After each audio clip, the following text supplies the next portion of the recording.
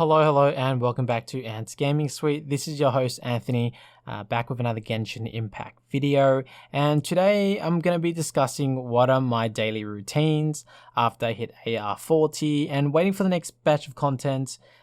Thankfully, the next batch of content is coming out next week. The only reason why I've decided to release this video now about my daily routine is that I know a lot of people are pretty much starting to approach this adventure ranked of 40 and above here. Majority of people are either sitting at 40, 41, 42 and kind of wondering what am I doing different? What are they doing different that I'm not doing? Okay, so this is why I'm trying to share this video. If you did enjoy this video, make sure you hit that like and make sure you hit that subscribe. I'm currently sitting at 93% of unsubscribers, so make sure you guys hit the subscribe button. I do thank you for all the subscribers that have subscribed to the channel, hit like on the video. I do appreciate you guys so much. Thank you for the support. I'm not a full-time YouTuber or anything like that, so I am grateful for every 1 subscriber or 2 subscribers that I get, or even a like, and I do appreciate that. So thank you so much. Moving on to the video now. So the first things first, what I do in terms of my daily. I'm going to try to keep this very sharp and concise for you and try not to waste too much time and dabbing in a whole bunch of things. So first things first, I want to open my map here. When I open my map, I want to be looking at, okay, this is my resins here. I'm sitting at a cap of 120 resins. You kind of don't want to hit your resins at 120 here. So if I'm at 120, I'll be looking, okay, you know what? I'm going to spend a 20 resin on either Leyline Blossom of Wealth, and then followed by, or unless I want to do Revelations, that's really up to you. I think this is the best way because, as soon as you get rid of your cap, your timer starts ticking again, which starts adding up resins, which is a very good idea. So what I personally do is that in the morning when I wake up, I don't really touch my daily too often in the morning because, got to go to work soon after. So what I do is I spend a bit of resins on doing something easy. So sometimes I jump in one of the domains and farm artifacts for a bit because they're very easy, or I go into one of these talents, okay? So hand in hand, I'm going to look at, first of all, when I wake up in the morning or whichever, I'm going to look at which talents I need first of all. So for example, today is Thursday, right? And there's 7 characters, sorry, that you can farm on a Thursday for your talent materials. There is Freedom today and Prosperity. So Prosperity resolves on Monday and Thursday. Sundays, forget about Sundays. It's not a good day to farm. So on Thursdays in the morning, I'd go, okay, I have Clee that needs resin, that needs character talents, and I have Barbara. I do have Sucrose, but I'm not leveling her. I do have Amber, but I don't want to touch her. So now I've got 2 characters decisions to make. Either do I farm character talents for Barbara or do I farm it for Clee? Now that's the first thing I've decided, right?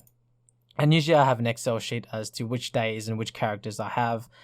So, make sure you guys take a note of, what days, what character you guys have and which days are the days for your talents. There is a website you can go on, which is Genshin.gg. I'll leave a comment in the section down below to make it easier for you guys to pick that up. The other, I guess, character domain is Taishan Mansion here, and it pretty much drops Prosperity on Monday and Thursday as well. So now that I know that I do have the other 2 characters on the other domain, now I have the choice of farming the 3 characters. It's either for Keqing, Ningguang, or Chi-Chi. So I don't have the other 2, which means I need to think about, okay, do I need talents for Ningguang? So obviously I do need talents, but you got to realize once you get, I guess, up to a certain level at 666 talents here, you will get capped, okay? When I say cap, it doesn't mean that you can't farm them or anything. The reason why I say capped is because you can only farm, Dvalin once a week. You can only farm Lupus once a week as well. And you have a chance of getting these drops. But you have to realize when you upgrade from 6 to 7, the material from the boss changes. So originally, does it change? I really don't. I can't remember. Maybe it was the ultimate. Anyway, so that is the odds here. So when you look at Dvalin, or the wolf boss himself, right? He drops one of the 3 items that you need for those levels. So you can either get a, where is it? It's this disappear. Oh, here it is. So, if you farm the wolf boss, you can get a tail. You can get his this ring that looks like his windpipe. You can get this little big turd that he's dropping out. And same with the dragon as well. You can get, for the dragon himself, just gonna quickly scroll down, you can get his little feather, you can get his toenails or claw, and you get this little magic genie in a bottle thing. And it's a chance thing. So you're either gonna farm talent to prepare or enough materials to be able to level it from 6 to 7 or 7 to 8. That really depends on you if you're going to be doing that. But for me personally, I'm working on upgrading other characters for Spiral of Abyss. So that is my purpose at the moment, because I got my 3 main characters already at where I want them to be. However, you do got to keep in mind, there's a whole bunch of artifacts that you do, but I'll get into that a little bit later. So that's first things first as a character. Should have been in here actually. That's first thing first as a character. However, as you progress, once I've kind of decided what talent I want to farm, then that's when I use my resins. Okay, so what do I do when my resin runs out? So what I would typically do is think about, okay, now my resins are run out. What do I need to farm? What kind of monsters do I need for my character ascensions now? Or material ascensions? Because sometimes, certain characters you need, whether it be core lupus or you need dandelion seeds or whatever it is. So what I typically do is I'm going to go straight to the boss tab.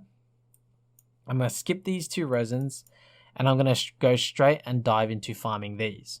So every day, I jump into these, I kill these, kill that, because it drops, look, if you think about it, right, it drops you artifacts that you can use to upgrade your other artifacts. You never know, a 4-star artifact can be absolutely amazing, better than a 5-star. So, you shouldn't just ignore it. But at the same time, you get these Chaos Circus, you get these 4-star ones, you get 4-star leyline sprouts. All these materials here drop for your character ascension. So they're very important to do because there is a timer or cooldown as to when they respawn. And it's a good idea to follow them, after that. So once you pretty much complete, once I'm complete with that, this typically takes a couple of hours, maybe 1 hour or so, just to go through them. The only reason why I do them is because I know at the end of the day, there are going to be characters that need them, and there's going to be characters that I want to level up. So you got to keep that in mind as well. It doesn't matter, but you can decide what characters you want to farm or what monsters you want to farm for those particular drops. And, that's really up to your decision. But that's what I personally do, because at the end of the day, I do want to get a lot of my characters up and to have a lot more fun and do a lot more combos and do a lot more contents and whatnot. So anyway, that's what I would do. The next thing is what I would typically do now is once I've farmed them all, I'm going to look at the map. I'm going to decide, okay, I'm going to need actually more materials for a specific characters. So if you use the interactive map, there is actually a, I guess, you can pick up monster farming routes that you can follow. There's a whole bunch of those ones that you can do, which is great and fantastic. I think, there are certain things there's a whole bunch of Reddit forums as well out there that you can do to farm routes. So one of my favorites to farm slime, for instance, okay, is for me to simply go down to, I guess, north of Leyou Harbor. I'm going to teleport to one of these stones here, typically this one, and I go around this route here, and that is roughly around 20 slimes, so that's a good farm there. And if I need some rune guards, perhaps I'm going to go to Guyun's stone forest here. Once I go here, I'm going to go to the left of the island to farm at least 5 rune guards there. And then if I'm wanting to get some more insignias or recruit, I typically go down this route here, Dungeon Runes, or down here Tianchi Valley. There's a whole bunch of routes out there. I will leave a link in the description down below as well for those farming routes. And it all comes down to what you're going to farm. So once I've pretty much cleared some of the routes that I need materials for, I then consider, okay, I'm gonna need extra plants for something, right? So I'm gonna look at, okay, what characters do I typically want to level up? So, I'm happy that I got Fenty to 70. I'm happy that I got Mona to 70. Even though the weapon aren't that great, at the end of the day, you gotta realize, you're not gonna have all the resources to upgrade them to have insane damage. So I'm going to be looking at, for example, Barbara here, right? So Barbara materials, I'm going to need some for anemo mushrooms. So every day I'm going to be going to those mushroom plants and picking them up, because you do have to realize when you find particular, I guess, specialized specialties in certain areas. So this area here in Springvale here is very well known for anemo mushrooms. Same with Mondstadt main area. But you do have to realize that it does take 2 to 3 days for it to respawn back. So you do have to keep that in mind. Okay. So for example, if since I already farmed these yesterday, I won't be able to farm them today or maybe tomorrow. I can check back tomorrow night to see if they respawned, and you got to keep tabs on it, what days you have and haven't picked. There are some times when I go to Qingxi Valley, right, and I go to farm glaze, or I go to farm chili here, down here in Stonegates.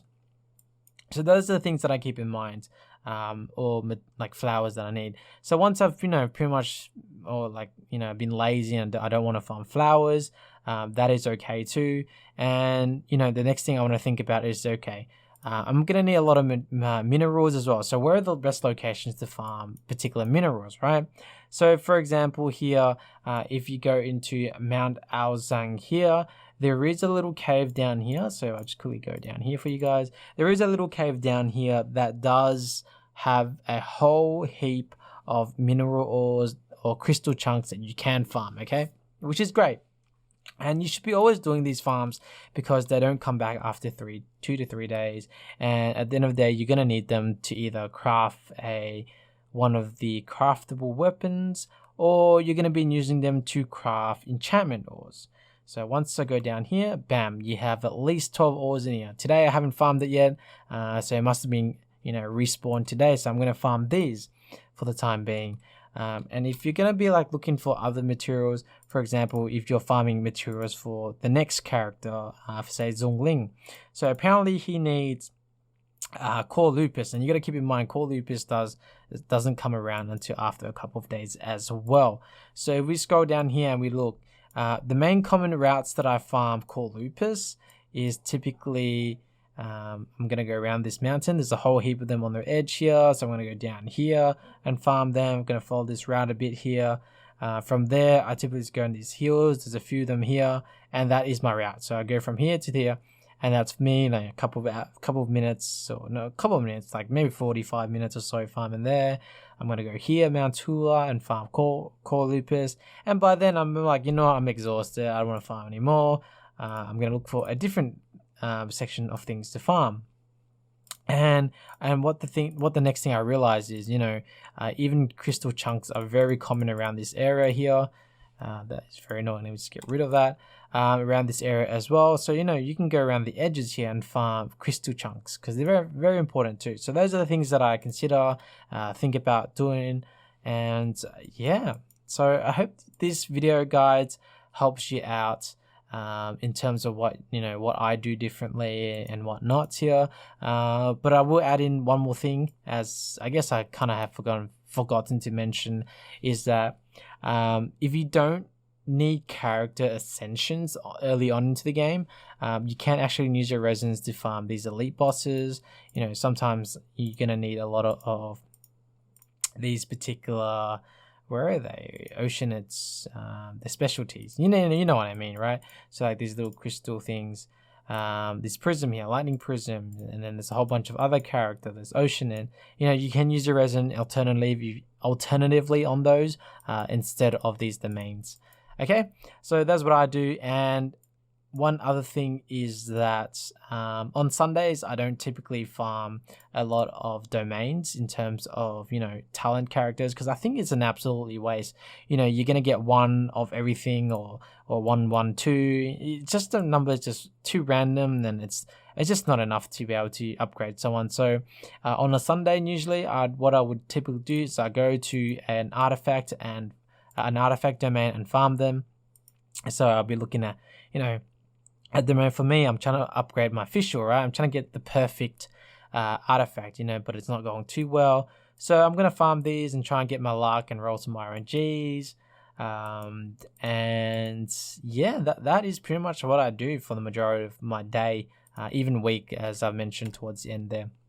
Anyway, I hope that video guide helps you out in determining what your particular route is, makes you guys start thinking about you know, what you guys need to do every day in terms of what talents out there, what materials you need and whatnot.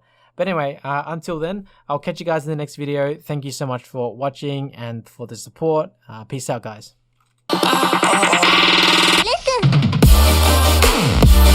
Listen.